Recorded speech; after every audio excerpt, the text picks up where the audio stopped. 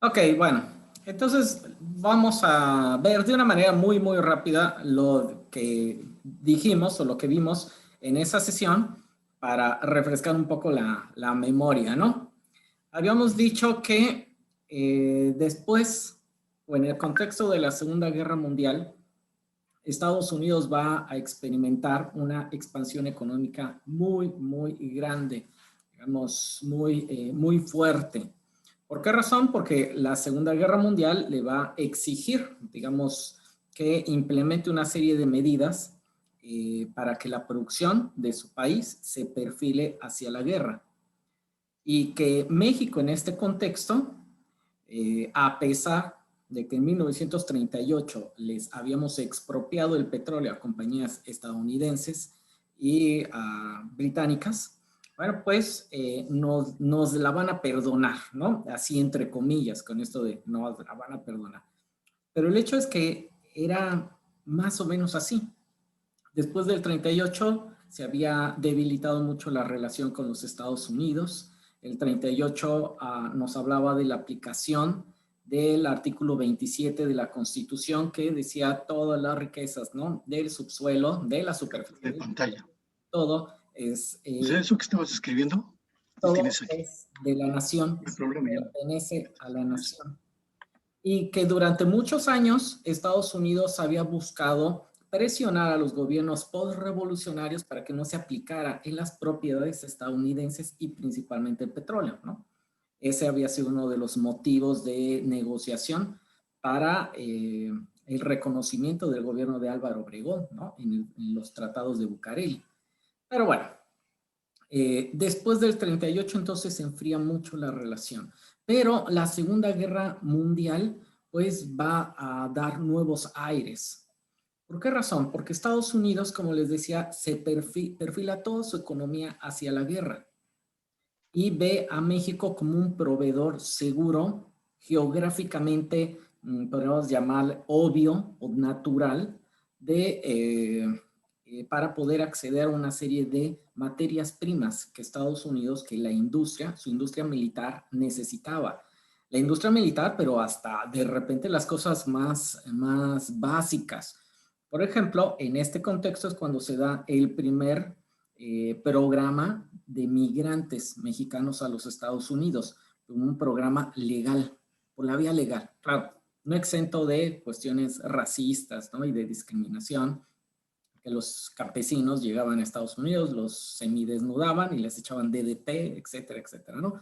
Un trato muy, muy fuerte, pero bueno, esto ya nos hablaba de una manera, de una relación distinta, ¿no? Había una dependencia por algunos momentos, digamos, de la industria estadounidense, de la industria armamentista estadounidense sobre el Caribe y principalmente México. Vean, Estados Unidos en ese momento tenía dos proveedores, ¿no?, principales de petróleo, que era Venezuela, que en el contexto de la Segunda Guerra Mundial era el país con mayores reservas del mundo, antes de que se descubrieran, digamos, las fabulosas, ¿no?, reservas de petróleo en Medio Oriente. Bueno, pues Venezuela era el país número 1 en el mundo poseedor de petróleo. México no tenía tanto considerado en ese momento, pero geográficamente estaba más cerca que Venezuela. Entonces, bueno, estas dos fuentes principales de petróleo para Estados Unidos eran vitales, más en el momento que no podía extraer, por ejemplo, petróleo del sudeste asiático o de ninguna parte del sudeste asiático, porque el imperialismo, el expansionismo militar japonés, pues estaba, digamos, poniendo en peligro, digamos, todos los intereses británicos y estadounidenses en la zona. Entonces, bueno, en este contexto es cuando las economías de Estados Unidos y de México se abrazan, ¿no? Completamente. Estados Unidos, por inercia de la intervención estatal, de la planificación del gobierno de Roosevelt con el New Deal o el nuevo trato, pues va a intervenir en muchos aspectos de la economía de ese país, ¿no? El mismo gobierno va a planificar, interviene en ferrocarriles, interviene en minas, ¿no? Todo para perfilar que no haya grandes obstáculos para que la industria militar estadounidense pueda entrar en las mejores condiciones a la Segunda Guerra Mundial. Eh, y en ese momento, pues claro, tiene que hacer las paces con México. Nos perdonan la expropiación. De allí en adelante, las negociaciones en el contexto de la Segunda Guerra Mundial y de la posguerra, o sea, en el inicio de la Guerra Fría, ya no se va a tratar la devolución del petróleo a las compañías estadounidenses. Queda fuera, digamos, de ese marco de negociación. Fue tan importante que Lázaro Cárdenas y Francisco J. Mújica tuvieran esa visión estratégica, ¿no? De decir, ahorita mismo, si Álvaro Obregón se hubiera puesto radical, tratado de poner radical y decir, queremos aplicar el artículo 27 a haciendas de estadounidenses y además al petróleo, o sea, hubiera sido muy complicado, muy difícil. Lo más seguro es que hubiera existido una intervención, como el conato de intervención, o bueno, la intervención, la ocupación de Veracruz en el gobierno de Venustiano Carranza.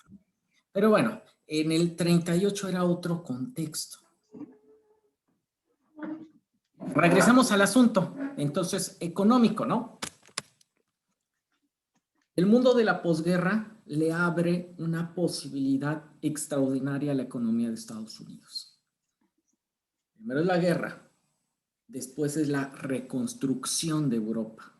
Les decía la vez pasada, es un negocio redondo, un negocio fabuloso, digamos, para los Estados Unidos. Van a Europa, dan créditos, o sea, préstamos, ¿no?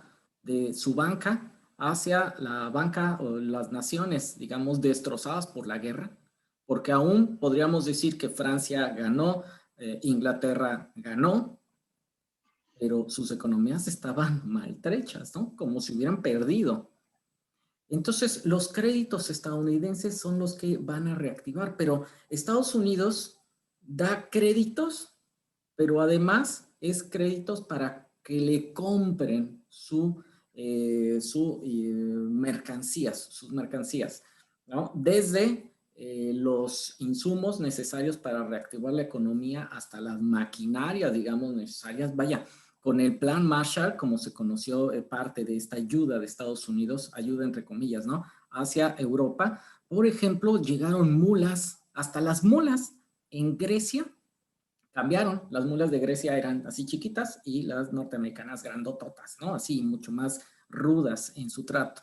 Pero hasta eso van a tener que llegar mulas, porque la guerra había, digamos, había zonas de Europa que los nazis en su retirada habían aplicado esto de tierra quemada, ¿no? Esta estrategia de acabar con todo, arrasar con todo.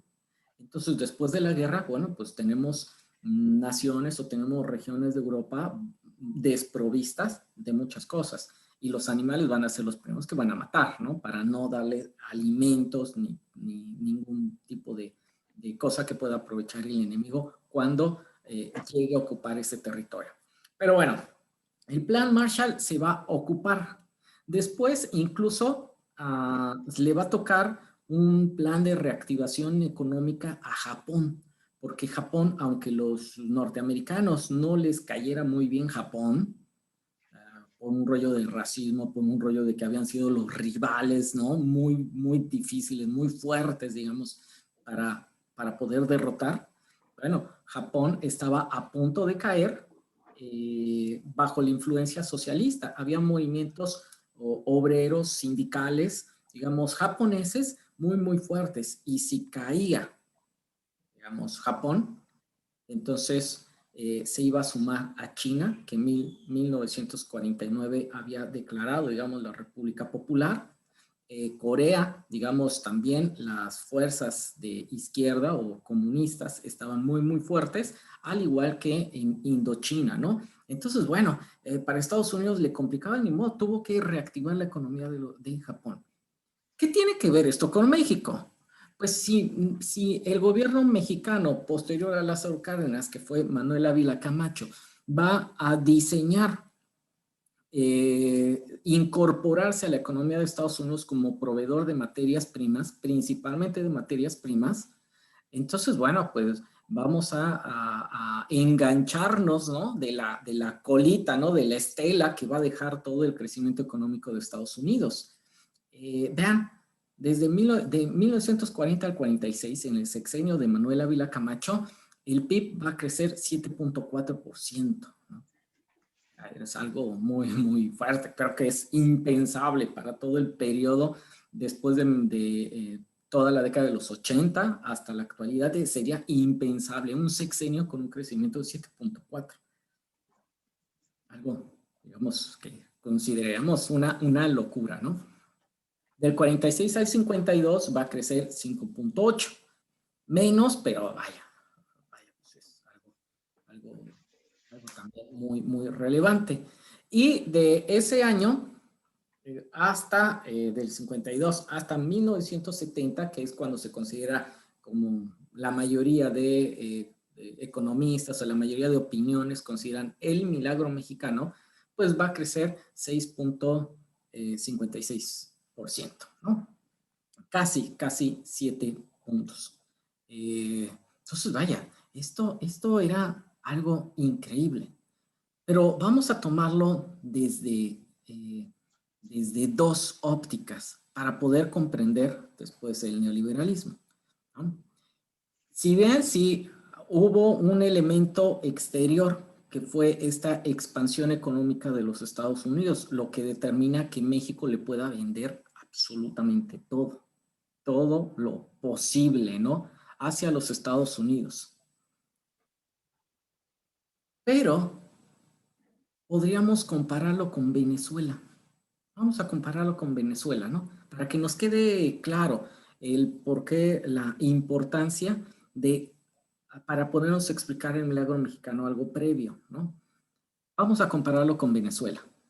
México, Venezuela, en su relación con los Estados Unidos era muy similar respecto al petróleo. México tiene un poco más de insumos, ¿no? Más de materias primas, pero Venezuela pues tenía un montón de petróleo. Venezuela le va a seguir vendiendo a Estados Unidos petróleo. Desde que se descubre a inicios del siglo XX, si no mal recuerdo, no recuerdo si es también a finales del siglo XIX, pero bueno, ya desde el principio del siglo XX está vendiendo de manera constante. Incluso con Hugo Chávez, hasta con Nicolás Maduro, se sigue vendiendo petróleo a Estados Unidos. Es una dependencia muy fuerte hacia el mercado estadounidense, ¿no? Y también una conveniencia geoestratégica de los Estados Unidos.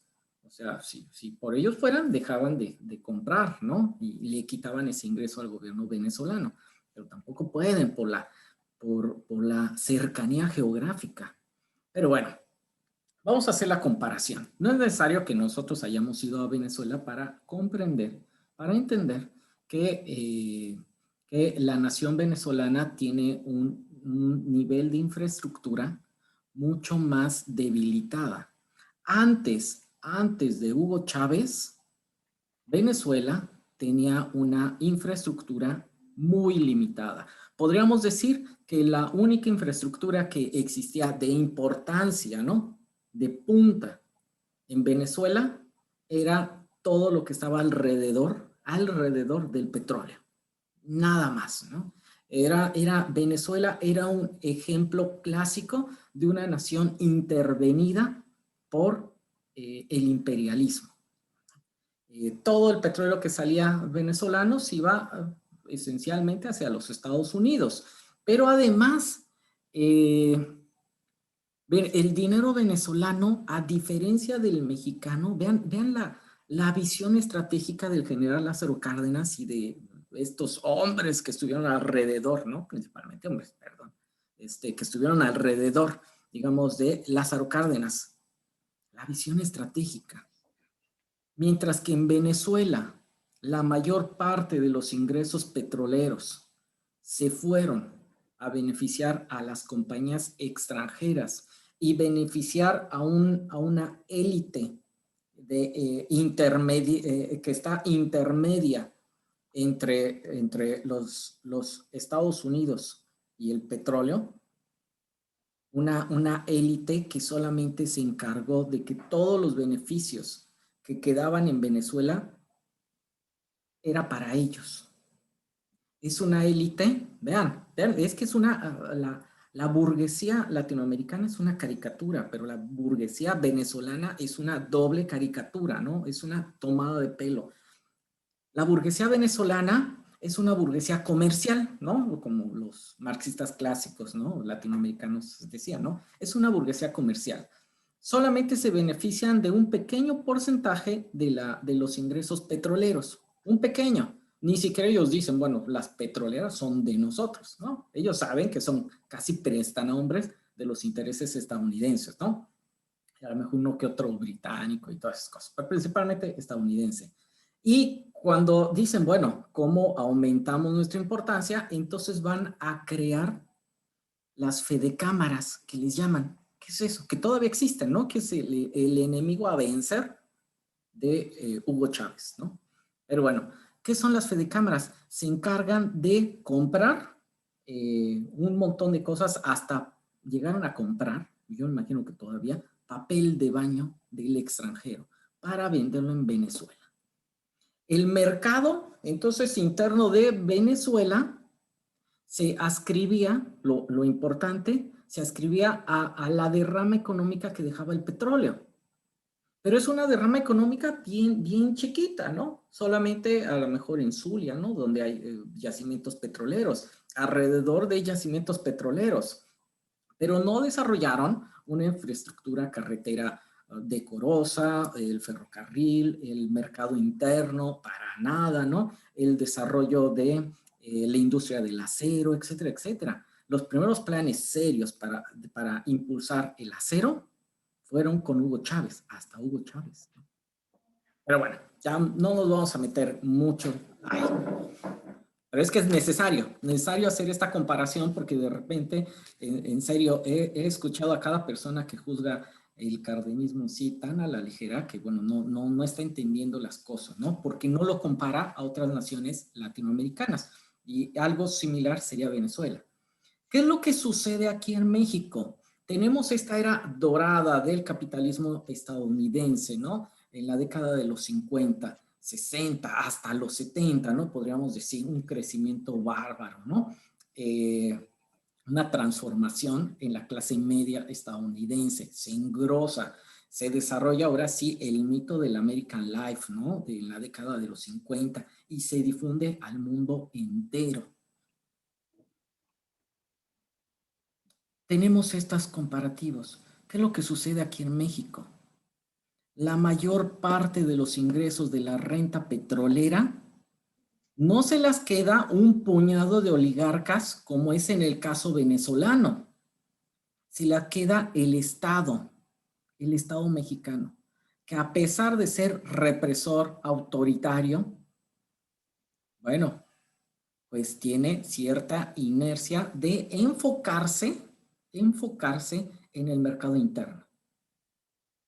Entonces, vaya, aquí en México se va a utilizar, sí, va a haber casos de corrupción, sí, claro, pero nunca los casos tan espantosos, tan espectaculares de los gobiernos de Echeverría en adelante, ¿no? Y principalmente los neoliberales.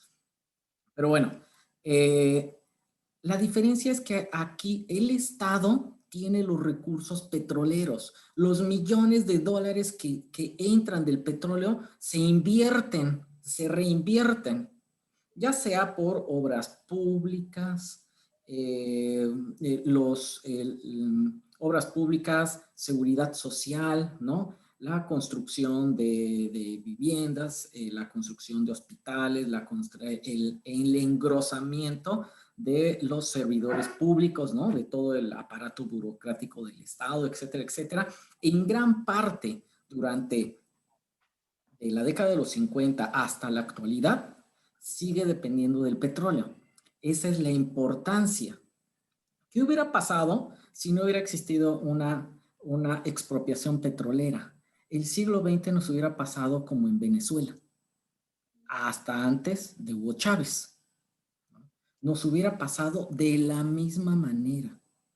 O sea, la mayor parte de los ingresos en esta era dorada, en esta expansión económica que Estados Unidos va a experimentar, se los hubiera quedado los Rockefeller, que eran sus intereses estaban metidos en el petróleo, algunos europeos, ¿no? Eran creo que holandeses y británicos los que estaban en la otra compañía que controlaba el petróleo mexicano, y tal vez pues una oligarquía ahí alrededor de estos.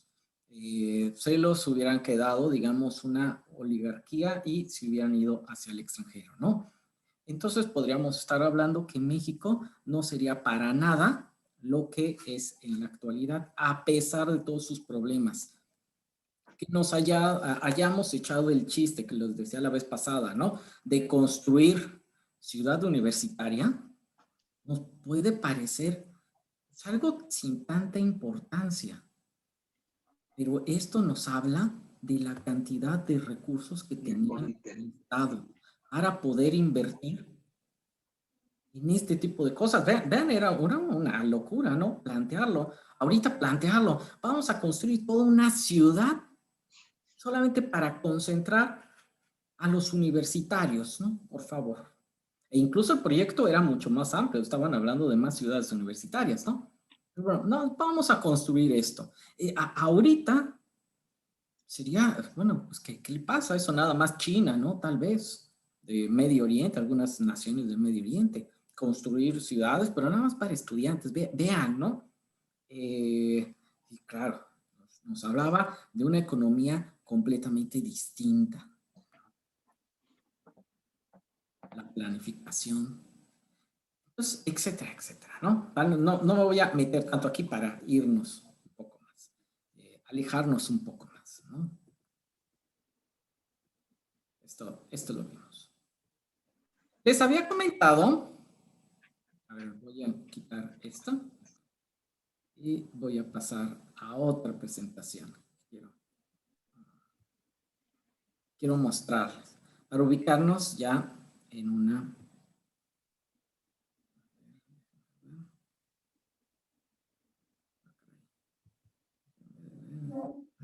Aquí está.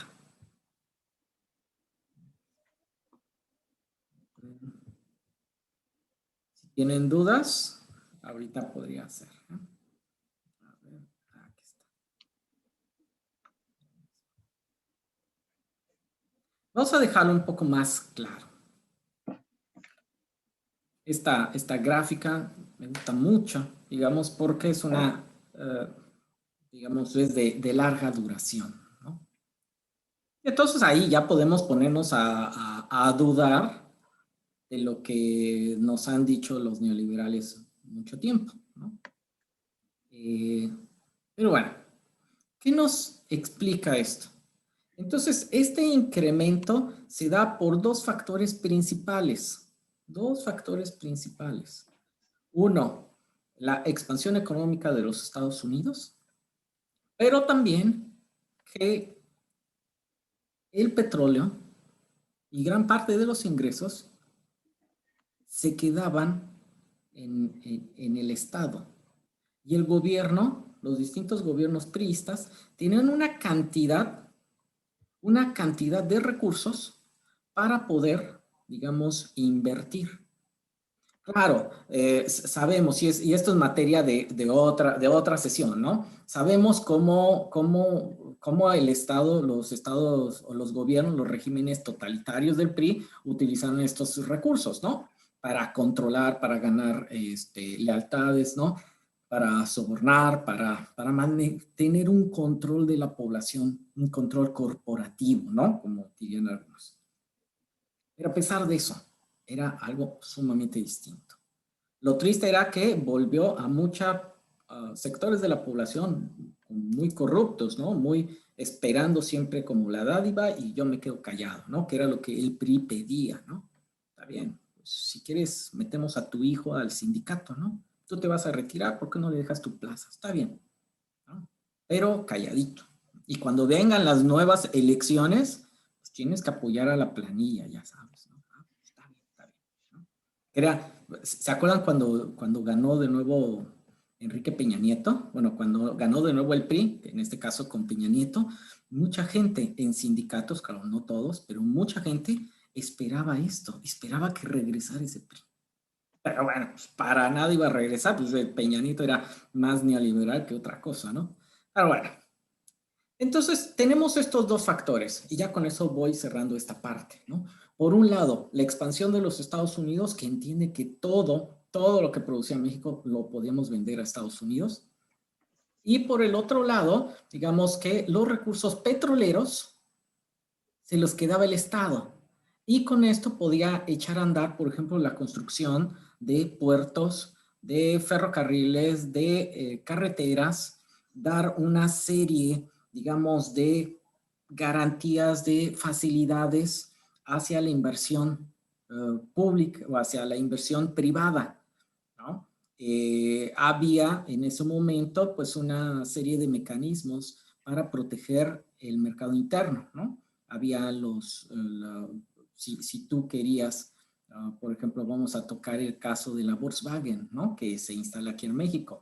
Volkswagen quiere vender sus autos aquí en México, se va dando cuenta que aquí hay una clase media mínimo en las ciudades o en la Ciudad de México y en otros puntos que pues tiene una capacidad adquisitiva importante, ¿no? Para finales de los 50, para los años 60, ¿no? Está siendo interesante estas clases medias que se están desarrollando, ¿no? Que terminando una licenciatura, una ingeniería, etcétera, podías llegar a aspirar a una clase media decorosa, ¿no? Algo así como esa clase media retratada en la de Roma, ¿no? No todos, pero el que terminaba la licenciatura, pues podía llegar a aspirar a algo así, ¿no? A esa clase media. Bueno, la Volkswagen, como ejemplo, ve eso y dice, bueno, pues yo quiero venderle sus autos. Gobierno mexicano, yo quiero venderte los autos, ¿no? Mis autos de la Volkswagen. Y el gobierno mexicano le dice, bueno, sí, pero si tú los vas a producir en Alemania o en Brasil, ¿no? Donde también tuvieron otra planta, y los quieres introducir aquí a México, pues te vamos a cobrar muchos impuestos, ¿no? O sea, prácticamente va a ser como un artículo de lujo. ¿Por qué no?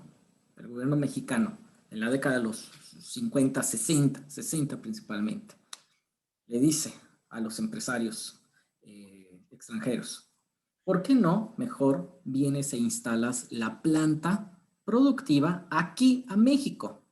Ven, instálala. Yo te voy a dar los terrenos, creo que eran a 100 años o algo así, eran concesiones así grandísimas. Les podían dar facilidades de reducción en la cuota eléctrica, les podían garantizar con el control sindical de la CTM y de otros sindicatos, ¿no? De otros organismos de control obrero, podías asegurar pues casi un control de tus obreros, ¿no? No iba a haber huelgas o eran huelgas, la cuestión iba a estar controlada. Una huelga de obreros no te iba a estar parando toda la fábrica, tu Volkswagen, ¿no? No te vas a molestar por eso. Pero además, pues, si lo comparas a los sueldos que pagas allá en Alemania, pues aquí te va a salir barato, ¿no? Pero además tenemos una serie de mano de obra calificada, ingenieros, técnicos de buena calidad, pero baratos. O sea, y claro, pues los alemanes dicen, pues sí, claro, Excelente. si así son las reglas del juego, Baratos. pues yo invierto, ¿no? O sea, yo invierto y yo traigo. Aún se hacen, dice Francisco, aún se hacen esas concesiones o contratos, como las carreteras o recientemente la extracción de petróleo con la reforma energética. Sí, claro, apenas están empezando a hacer, pero por ejemplo las concesiones de ahora, por ejemplo, te voy a poner otro ejemplo también instalado en Puebla, porque ven que la Volkswagen se instaló en Puebla. Llegó Audi a Puebla. ¿Cuál es la característica? Bueno, ¿qué fue lo que sucedió? Incluso llegó también una coreana a Puebla, con Moreno Valle, si no mal recuerdo, ¿no? A lo mejor un poco antes. ¿Qué fue lo que sucedió allí? Muchos de los ingenieros de los mejores salarios llegaron con la misma compañía. Bueno, entonces ya aquí no estamos hablando que se va a desarrollar una clase media de ingenieros o de técnicos ganando buenos salarios. Pues, ¿qué pasa cuando esos mismos países de donde se hacen las inversiones llegan ahí los ingenieros. Entonces, ¿para qué? Pues aquí nada más se traduce en salarios muy bajos, ¿no? La Audi no va a contratar con sindicatos. Llegan a hacer todos estos convenios en el que más bien puede llegar alguna automotriz o cualquier otra marca y más bien como que estás contratando empresas de aquí del país, ¿no? Con subcontratación, etcétera, etcétera, ya saben todas estas condiciones. Bueno, para no hacerles cuento largo, en la década de los 60, las inversiones se hacían, digamos, garantizando esto. Y había un control bien fuerte. En primera, tú extranjero, ¿quieres vender algo aquí en México? Está bien, pero tienes que traer tu planta aquí y tienes que generar empleos. ¿Qué ganaba el gobierno? Bueno, pues una serie de salarios que pues no estaban tan mal si los comparamos con los actuales, pero además alrededor de esa empresa iban a nacer como hongos otras empresas, ¿no? Y en esas empresas, claro, pues iba a haber impuestos, iba a haber también mayor salario, ¿no? Ganaban muchos, claro. Y tampoco esto no eximía casos de corrupción en las autoridades, ¿no? Eh, ¿Qué es lo que pasa? Bueno, pero todo esto, el generar la electricidad, el garantizar combustibles baratos a las inversiones privadas y extranjeras, el garantizar que va a existir el ferrocarril, que van a existir las carreteras, que van a existir una serie de técnicos y de especialistas para ser contratados de manera barata, etcétera, etcétera, pues cuesta dinero. Bueno, ese dinero se logró principalmente con el petróleo. Eso es lo que Venezuela no logró en la década de los 60, en la década de los 50, a pesar de que hubo procesos de revoluciones democráticas allí. No lo logró. ¿Por qué? Porque la oligarquía terminó mandando, ordenando todo. Y sus partidos, los partidos que están en contra de Hugo Chávez y bueno, que actualmente están en contra de Nicolás Maduro, ¿no? Es una burguesía grosera como la colombiana, por ejemplo, que la colombiana además es sumamente asesina, ¿no? Esa oligarquía. Pero bueno, pues aquí en México tampoco nos vendemos piñas, ¿no? Pero bueno, el Estado fue distinto, la composición del Estado fue distinta. El hecho de haber expropiado el petróleo le dio viabilidad al Estado. Ahora, nos vamos a ubicar en esta gráfica en 1970. Es cuando se empieza a pagar el milagro mexicano. ¿Por qué razón? Si la economía mexicana había dependido de su conexión con los Estados Unidos, alrededor de 1970 entra Estados Unidos a un proceso en que su economía se empieza a frenar. Poco a poco se empieza a frenar. ¿Por qué razón? Vamos a verlo de una manera. Claro, va a haber muchas opiniones aquí, va a haber distintas posturas. Vamos a verlo así de una manera rápida, ¿no? ¿Qué es lo que sucede? Vamos a seguir el mismo ejemplo de la Volkswagen, ¿no? En Estados Unidos está la Ford, está la General Motors, por ejemplo, tiene automóviles muy grandes. Después de la Segunda Guerra Mundial, pues el mundo entero va a depender de sus autos, ¿no? Va a depender de los autos estadounidenses principalmente, porque Japón está destruido, Alemania está destruida, Italia está destruida, Francia, Inglaterra, ¿no? El otro sería la Unión Soviética, pero bueno, por la misma Guerra Fría contienen, obligan a que no comercien con la Unión Soviética. No van a comprar carros soviéticos en Alemania Occidental, en Francia, en Italia, en Inglaterra, en Japón. Pero ¿qué pasa? Entonces ahí las grandes ganancias están en las automotrices estadounidenses y así multiplíquenlo en otros aspectos de la economía. ¿Qué es lo que pasa en la década de los 70? Nadie se puede igualar a Estados Unidos en los 70, tal vez la Unión Soviética, pero tiene otro mercado, ¿no? Dentro del mercado que controla Estados Unidos, nadie se puede igualar a ellos, pero ya les pueden competir mercados regionales. Los alemanes ya tienen la Volkswagen para los años 70. Los italianos ya restablecieron parte de su industria, modesta, pero parte de su industria en el norte de Italia, ¿no? De autos. Ya los franceses ya también hicieron lo propio. Los ingleses ya también están en eso. Vaya hasta Yugoslavia, ¿no? Que era el rebelde del campo socialista o de la Europa del Este. Yugoslavia también tenía sus propios autos, ¿no? Eh, Japón, pues Japón con los Datsun, ¿no? Posteriormente Nissan. Ya también hay otro, la Mitsubishi. Entonces, vamos a ubicarnos en la década de los 70, les digo. El mercado mundial ya está empezando a ser saturado. ¿Y qué es lo que va a pasar? Pues Estados Unidos ya no va a vender como loco, ¿no? Ya no va a vender como antes. Ya no va a vender como antes. Entonces, las ganancias esperadas ya no llegan. De la misma manera, de la misma magnitud que en la década de los 50, ¿no? Cuando todo está destruido, ¿no? Por la misma guerra. Para los años 70 empiezan a bajar. Entonces, claro, la economía de los Estados Unidos empieza a tener un problema. Pero esto, cualquiera que haya pues ido a una universidad pública que le hayan dado nociones de marxismo, esto de saturación de mercados y ese tipo de cosas, de cómo se generan las crisis, porque el mercado se satura, ¿no? Bueno, lo puede entender y se puede entender en términos históricos. Los neoliberales, los grandes adversarios de la planificación económica por parte de los estados, los grandes adversarios del New Deal, desde el contexto de la Segunda Guerra Mundial, von Hayek y von Mises, ellos ven, ellos traducen que ese es un problema nacido no de la saturación, sino de la intervención del Estado en la economía. Y claro, para la década de los 70 se va a dar una situación muy difícil. Muy difícil porque, claro, va a haber una saturación, los mercados están saturados, los mercados regionales, los mercados importantes para Estados Unidos están saturados. Recordemos, para la década de los 70 no tenemos a China. China está saliendo apenas de la crisis, ¿no? Bueno, ni siquiera está saliendo, sigue en la crisis, está pensando cómo le va a hacer.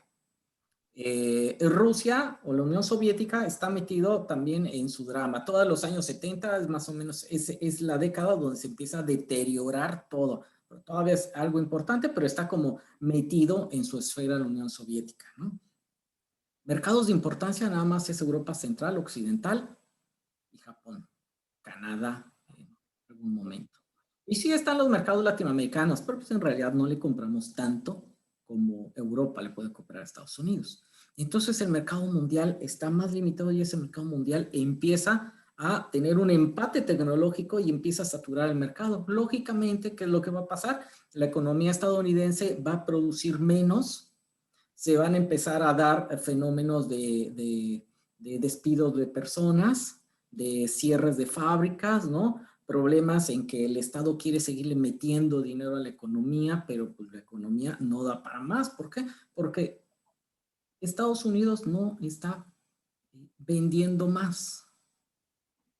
Es en esta crisis cuando la electrónica y las bases de las computadoras van a ayudar a volver a impulsar la economía de los Estados Unidos, pero eso hasta la década de los 90.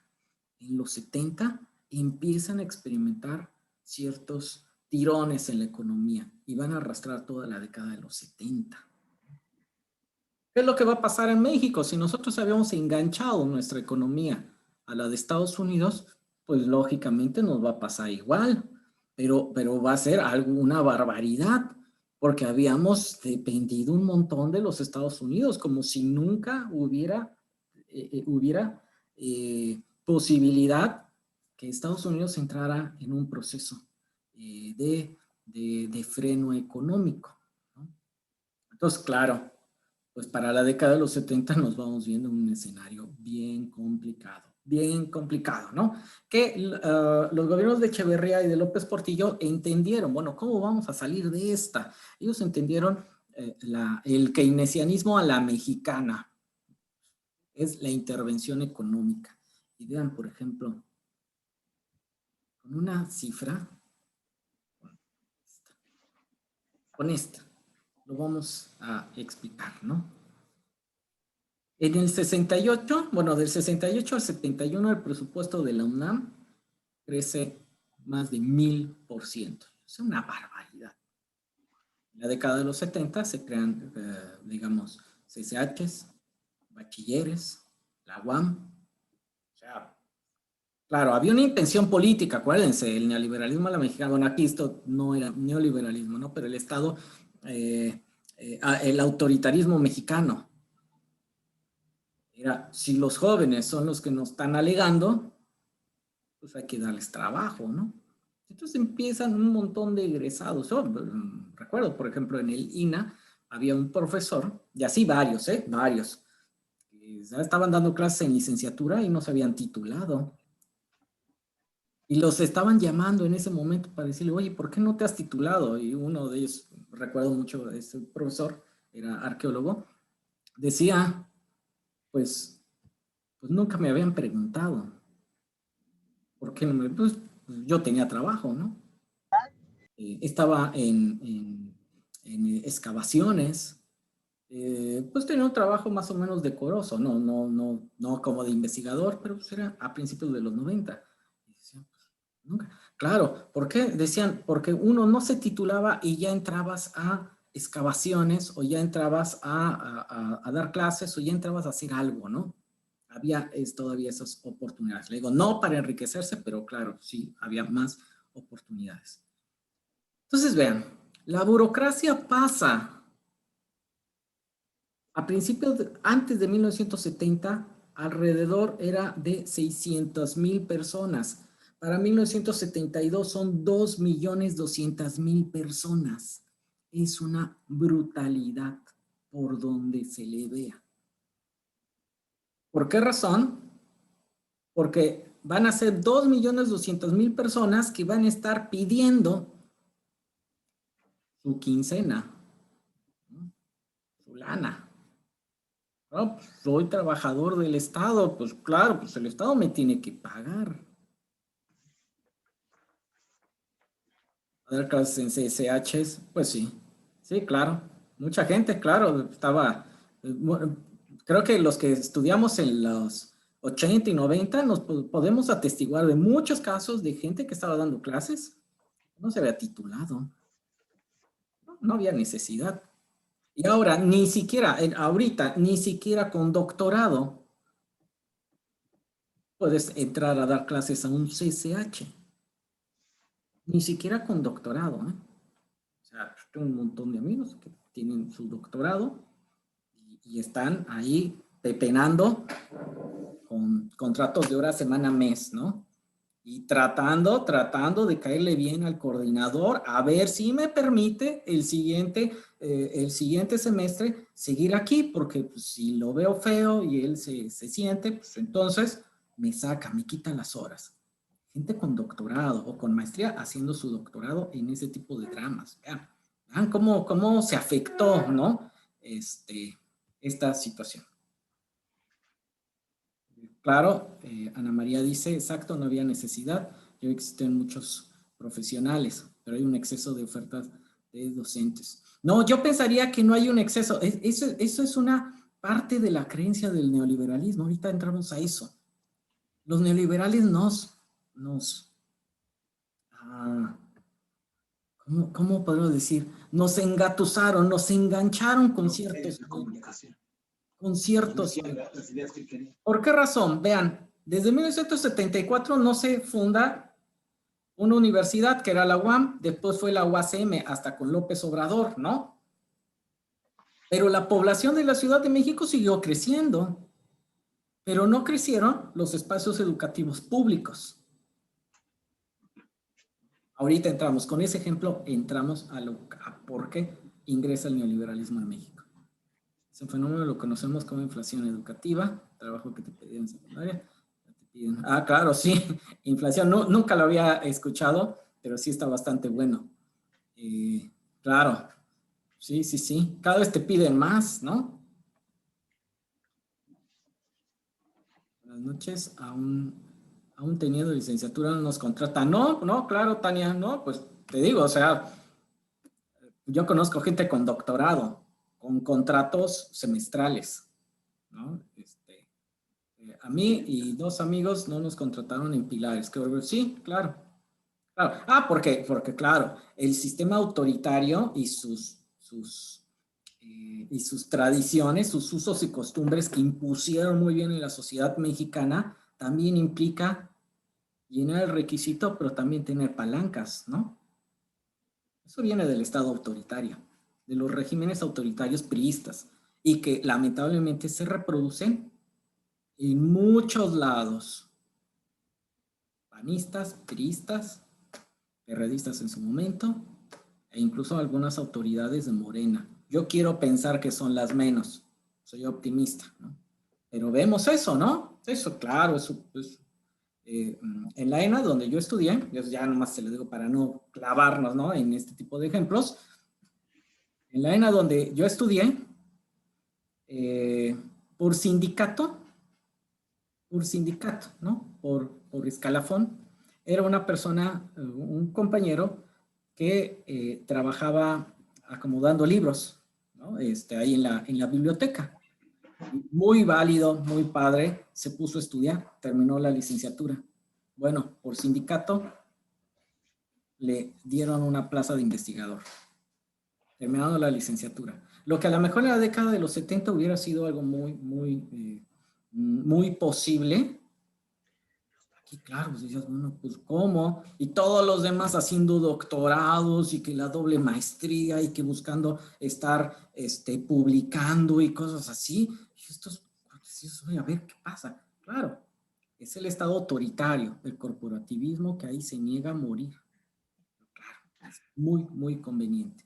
Pero bueno, vamos a pasar a neoliberalismo. ¿Qué es esto? Entonces, imagínense, la economía mexicana está echando chispas, ¿no? Porque la de Estados Unidos se está frenando. Y en ese momento, el Estado mexicano lo que decide con Echeverría y después López Portillo es engrosar el aparato. A ver, ¿cómo? ¿Cuál era la lógica? La lógica era mantener la capacidad de compra, la demanda interna. Si hay 2.200.000 trabajos, va a haber un montón de gente con dinero en las calles y los empresarios mexicanos van a seguir, digamos, manteniendo, funcionando las empresas, la economía, ¿no? El Estado mexicano también. O sea, el Estado mexicano da luz, da teléfono, da gasolinas. Entonces, si hay 2.200.000 de gente en las calles con dinero, entonces, claro, la economía no tiene que bajar. Nos podemos defender a lo interno. ¿Y cuáles eran las cuentas alegres? Aquí, si no mal recuerdo, fue donde nos quedamos. ¿Cuáles eran las cuentas alegres? Esto, Cantarela. Todo este esquema de desarrollo, en un momento en que la economía mundial empieza a entrar como en focos rojos, en ese momento aumentamos nuestro gasto. Es una locura. ¿Cuál es la apuesta? 1971 encontramos petróleo, encontramos un montón de petróleo. Entonces, ¿cuál es el cálculo durante toda la década de los 70? Tú endeúdate, no hay ningún problema. ¿Por qué? Porque el petróleo lo va a pagar. Papi, Pemex paga. Así. Pemex nos va a sacar de la bronca. Ya habían impulsado el desarrollo de décadas atrás, ¿no? ¿Cuál es el gran problema? Para 1981-82, los precios internacionales del petróleo se vienen abajo. Entonces, ahora sí, ¿cómo sucedió en Venezuela? Como sucedió en Venezuela, ¿no? ¿Qué fue lo que pasó? Yo me acuerdo todavía que Hugo Chávez decía, olvídense los gringos de un barril de petróleo debajo de los $100. Muere Hugo Chávez y se viene abajo todo el precio, ¿no? Bueno, ya hubiera sido impensable lo que pasó en la pandemia, ¿no? Pues que costaba menos de cero. Pero claro, esto siempre pasa. En la década de los 70 esto fue lo que terminó deteriorando y mandando al carajo a la Unión Soviética. La economía, la agricultura soviética nunca funcionó para alimentar a toda la población en la década de los 70 y que cada vez estaban comprándole más a Argentina, más cereales y pagándolos con dólares que obtenían de la venta de petróleo. También la Unión Soviética se fue con esta finta. Pues el petróleo está alto, nosotros tenemos petróleo, vendemos con esos dólares, compramos el resto de cereales, de alimentos que necesitamos. Claro, los gringos lo vieron y ahí fue la gran operación. Sí, y no estoy inventando nada, vayan a los libros de historia, vean, o sea, eso es Reagan, ¿no? O sea, el gran estratega de esto, ¿no? Y claro, Kissinger y todos estos individuos, ¿no? O sea, vieron por ahí pegarle. Claro, se viene abajo los precios internacionales del petróleo y entonces la Unión Soviética a llorar. Son esos años de que en la Unión Soviética no había alimentos, o bueno, no toda la población se podía alimentar, como si en los momentos de bonanza, en la década de los 60, tenía un nivel de vida bastante aceptable el ciudadano soviético promedio, ¿no? Aquí en México igual, pero acá pues no, nos excedimos, el gobierno se emocionó porque además de engrosar estos 2.200.000 la gente que dependía del gobierno, tenemos los casos de corrupción espantosos. Espantosos. Déjenme mostrarles. A ver. Ustedes se tienen que acordar de... a ver. Estos individuos. Casos extremos que la política mexicana nos ha regalado de corrupción. Y claro, la generación de Peña Nieto no se queda atrás. Bueno, yo pensaría que estos se quedaron cortos, ¿no? A la corrupción de los neoliberales. Los panistas, los priistas se excedieron en la corrupción, ¿no? Pero bueno, pues tuvieron buenos maestros. Y esto nada más son 3 individuos. Sí los ubican, ¿no? A todos. A ver. Sí. A ver, ¿quiénes son? Durazo, Fidel Velázquez y La Quina. La Quina, claro, ¿no? O sea, acá es, bueno, Durazo bueno, por algo sobresalió, ¿no? Cuates, ¿no? En corrupción, en casos de tortura, ¿no? La policía de la Ciudad de México la dejó en una situación que todavía no se logra rescatar, ¿no? Y fue Durazo. O sea, de corrupción a nivel brutal, ¿no? Claro, el narcotráfico ahí, pues la policía controlando, varios, ¿no? Varios narcos en esta época, pues fueron policías. La Quina, bueno, pues después cayó en desgracia, ¿no? Con Salinas de Gortari, los neoliberales le cobraron el asunto de haber apoyado a Cuauhtémoc Cárdenas, no porque fuera de izquierda, no porque fuera muy democrático, ahí están las fotos, busquen en internet las fotos de las fiestas de la Quina, unos congales, ¿no? O sea, no había conciencia de clase, ¿no? Ay, vamos a apoyar a Cuauhtémoc Cárdenas porque es de izquierda, nacionalista, no. Solamente que sabía que con los neoliberales se ponía en peligro su propio negocio, ¿no? Y claro, pues eso no lo podía considerar. Bueno, claro, se equivocó ahí, ¿no? Porque no veo ahí el chat. No sé si alguien esté opinando. Nada más te decía que ellos solo hacían negocios. Sí, claro. Pero en este caso, la Quina lo único rescatable que hizo es que trató de defender su negocio, ¿no? Que era el sindicato de petroleros. O sea, dijo, bueno, pues ¿cómo vas a venir a desarticular todo esto?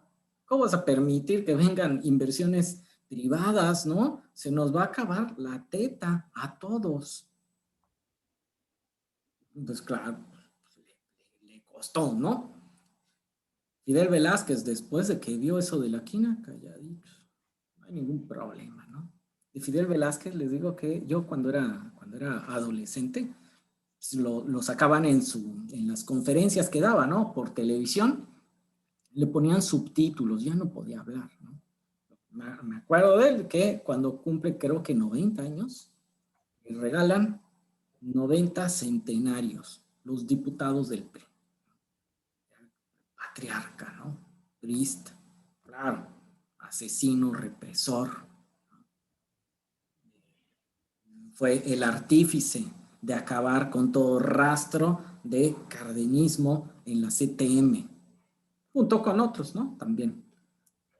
Pero bueno, pues él aprovechó todo esto. Entonces, vean, estamos hablando de una sociedad que está en crisis. La década de los 70 va a ser así. El Estado cada vez que los gobiernos principalmente de López Portillo, cada vez que veían la situación pues en peligro, pues iban y pedían de nuevo más créditos, creyendo que el dinero del petróleo iba a salir. El Fondo Monetario Internacional, la banca decía, claro, es para petróleo, sí, no hay ningún problema. México, no hay ningún problema. Pero es igual, ¿no? Como si cualquiera de nosotros que tenga pues algún trabajo medio decoroso, va y pide tarjetas de crédito, ¿no? Todos los bancos te van a decir que sí, algunos de repente hasta te buscan y te buscan y te buscan, ¿no?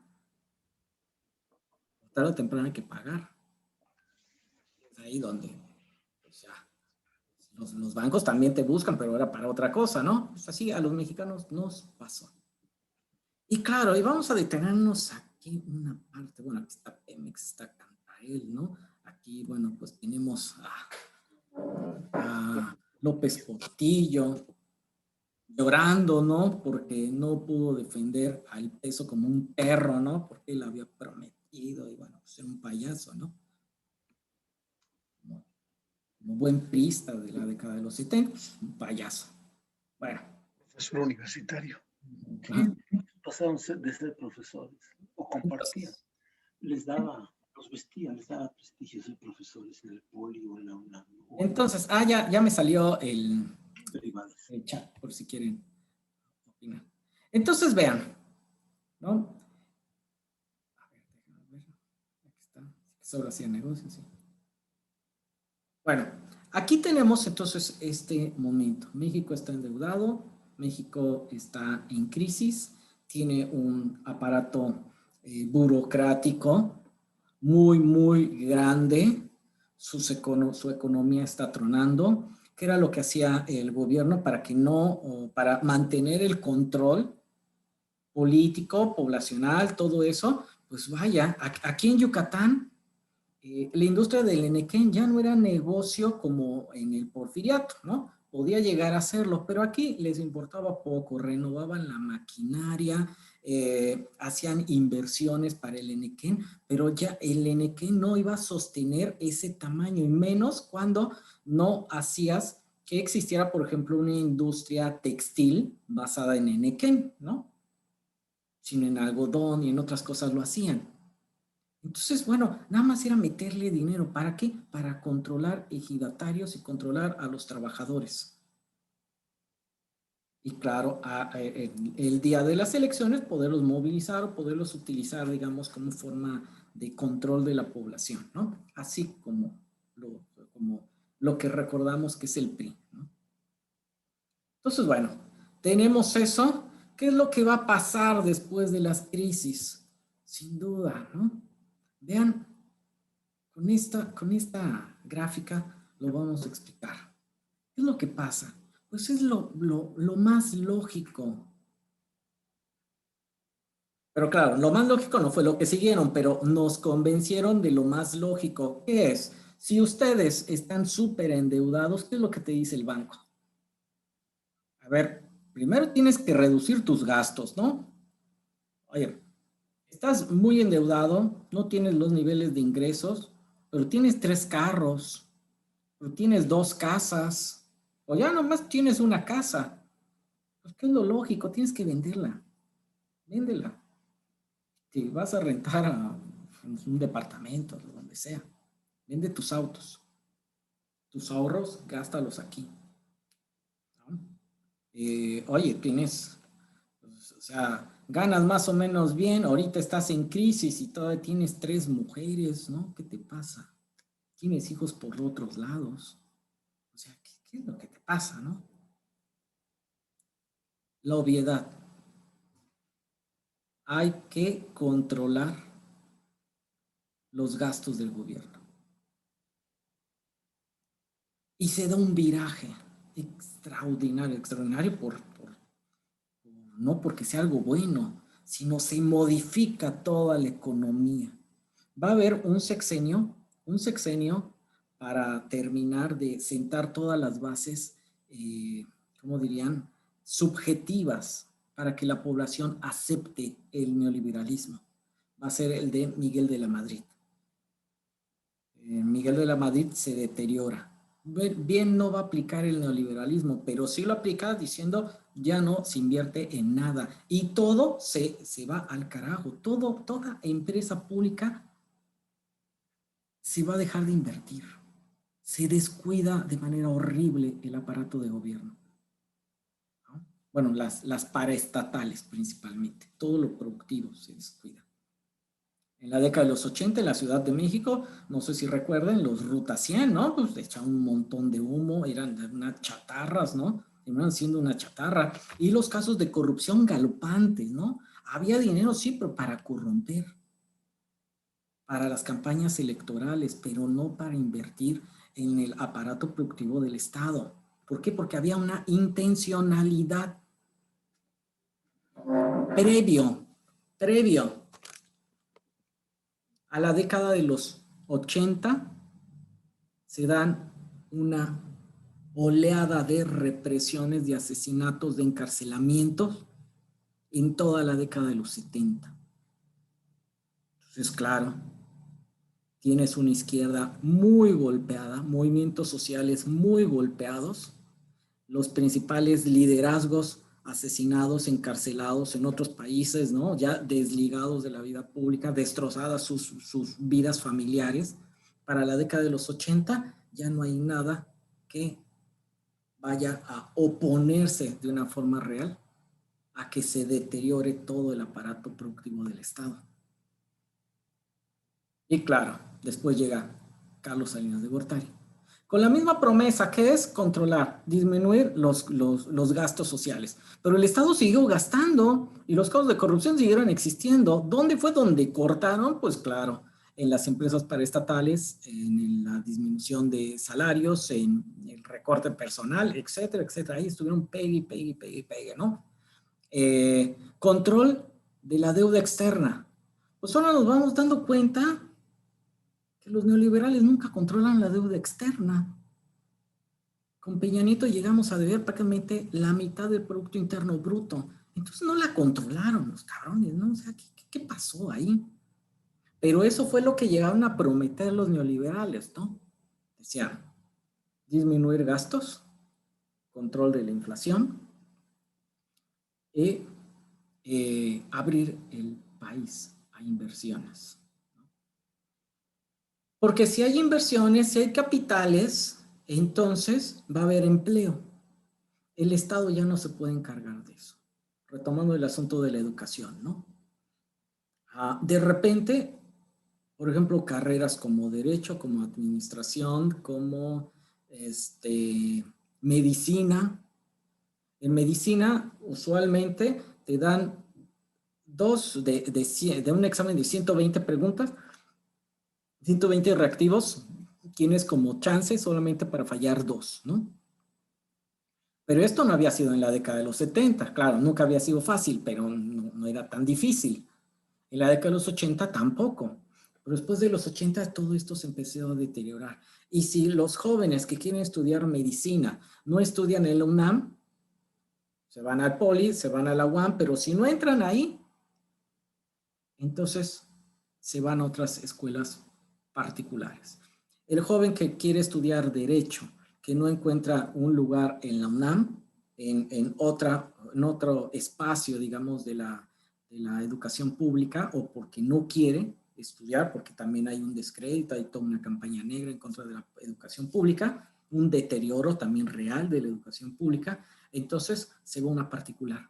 Y de repente en los años 80, cuando el Estado empieza a disminuir la atención y la intervención en la educación, empiezan a florecer en los 90, ¿no? Los CCPM, los NCI, ¿no? Las universidades de garage, ¿no? Como le llamaban, universidades patitos, ¿no? La VM, todos empiezan como flores, ¿no? O sea, pisan por todos lados. No fue necesario que el Estado desapareciera la UNAM. Solamente disminuyó el apoyo. Jesús, compañeros, Sí. deseo proponer algo. ¿Jesús? ¿Sí? Nada más pedirte por la hora que es. Ok.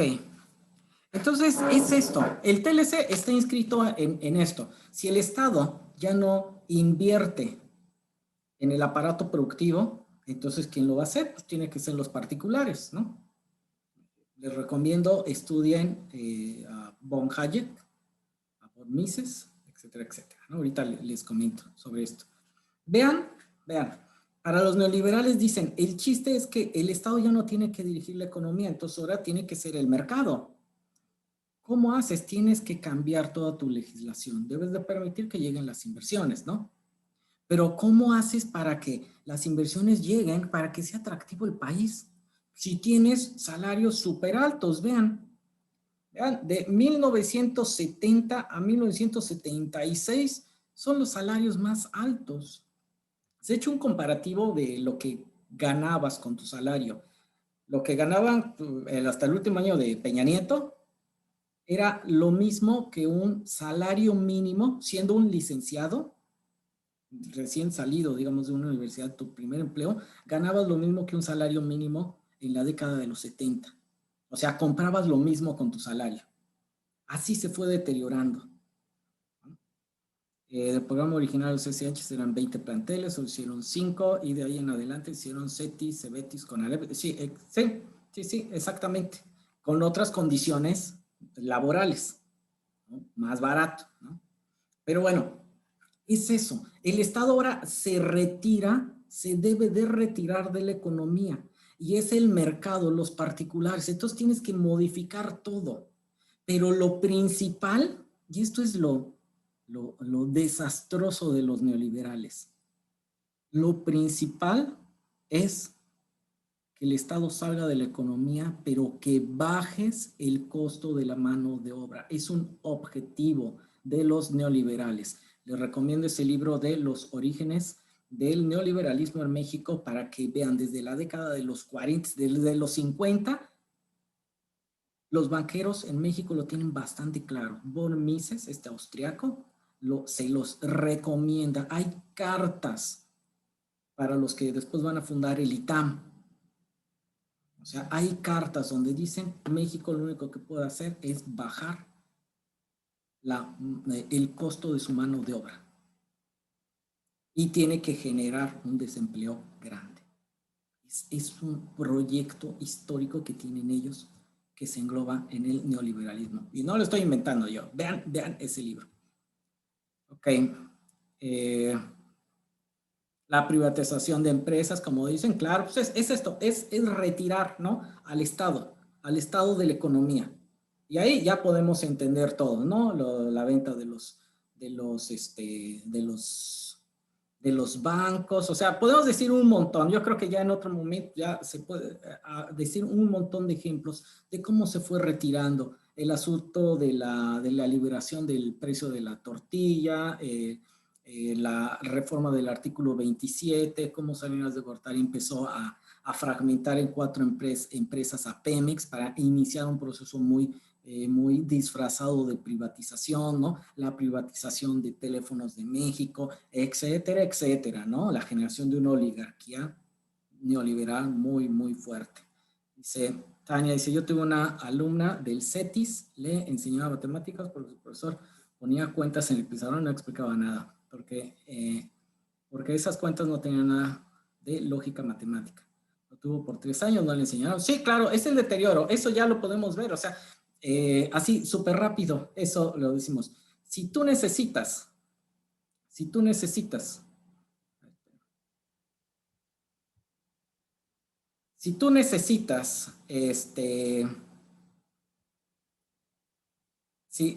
si tú necesitas modificar, afectar a la población con tus medidas económicas, lo primero que debes de hacer es debilitar la educación.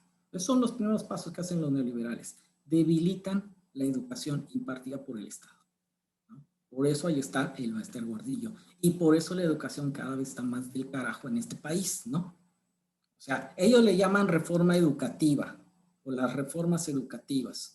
Y van generando una serie de técnicos según que creen que saben cómo llevar la educación, una serie de técnicos, pedagogos y todo esto, unos nuevos pedagogos, ¿no? Muy de acuerdo con esos principios. ¿Para qué? Para generar ciudadanos que no aleguen, que no entiendan ni siquiera qué está pasando a su alrededor, ¿no? Que crean en mitos, que crean en otras cosas. Es algo perverso el neoliberalismo en todo el mundo, pero en México igual, es algo perverso. Bueno, yo con esto lo dejaría para no, digamos, extenderme más. A ver, nada más quiero ver esta última. Ah, ya se volvió a... Es que hubo alguien que escribió algo, pero no recuerdo. No me abre, se tarda un poco en abrir el de esto. Les quiero comentar, ya con esto ya les dejo la sesión. Déjenme poner, comentar. Vean, estoy armando estoy dando un curso. Quiero hacer un comercial súper rápido, ¿no? Para no quitarles el tiempo. Compartir pantalla. Los invito es esta aplicación. Estoy dando un curso, pero en este curso estoy conformando, digamos, es una aplicación que se llama Edmodo, que es como Facebook. Son 10 sesiones. Cada quien las puede tomar en el momento que quieran. Ahorita van cargados la segunda sesión. Son sesiones, por ejemplo, aquí, que es... ¿Qué son las 4? Bueno, más bien, ¿qué es el neoliberalismo? Es la primera sesión. Después de ver este video donde explico igual cuestiones teóricas del neoliberalismo, viene un documental que les propongo. Muchos ya lo han visto, lo de la doctrina del shock, ¿no? Es interesante ver más bien el rollo de la historia y cómo lo aplican en Chile y todas estas cuestiones más sociológicas para la aplicación del neoliberalismo. Después hay una lectura que propongo para esa sesión.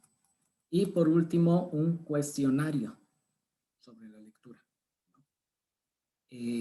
¿Cuál es el objetivo de este curso, de estas 10 sesiones? Es ver, por ejemplo,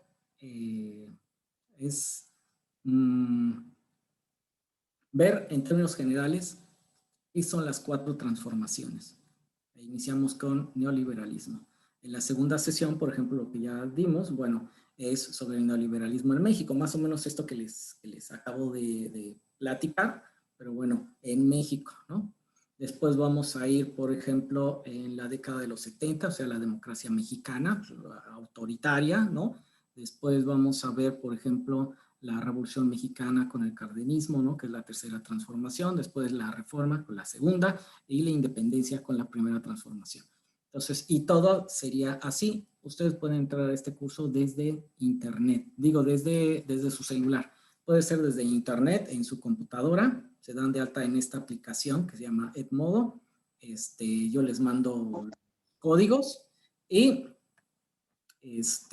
lo pueden terminar así, desde su celular, a la hora que ustedes puedan, etcétera, etcétera, ¿no? Y es exactamente este curso, lo diseñé no es para, porque de repente pues yo no puedo estar en todos lados, donde me hacen el favor de invitarme, pero también para que en cualquier momento que ustedes tengan libres puedan entrar y a su ritmo vayan avanzando, ¿no? Y espero que les sirva en su participación política que tienen en Morena, que creo que la mayoría tienen en Morena, ¿no?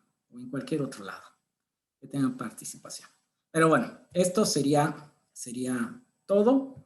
Si les interesa esto, les voy a dejar mi número, es 55 11 7 73 91, y les puedo pasar los códigos para que puedan acceder ahí a esa plataforma, ¿no? Y al curso. Así que es completamente voluntario. Y bueno, pues les agradecería, digamos, la invitación para poder hablar